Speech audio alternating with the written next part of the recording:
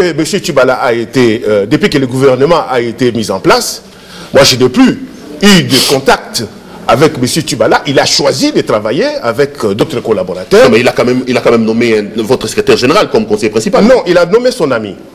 Parce que si vous lui posez la question, quand il fouillait dans la ville de Kinshasa, au moment où, avant d'être arrêté, c'est chez monsieur-là qu'il était allé cacher. C'est caché. Soyez reconnaissant. Non, j'ai dit secrétaire général de votre parti. Mais j'ai dit ceci, c'est son ami personnel.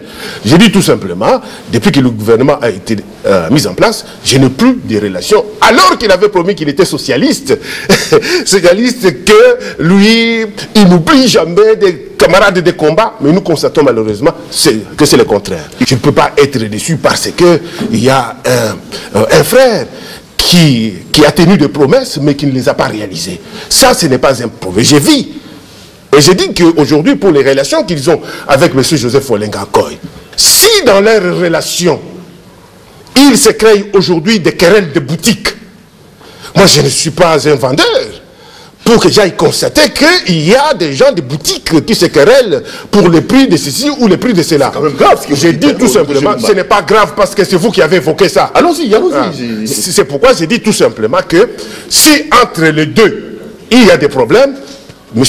Lumbala n'est pas à l'origine de ces querelles. Et surtout, si Joseph Olenga Koy arrive à déclarer que M. Bruno Tchibala est manipulé, qu'est-ce que cela veut dire? Cela veut dire qu'il dit que M. Bruno Tchibala n'a pas de personnalité.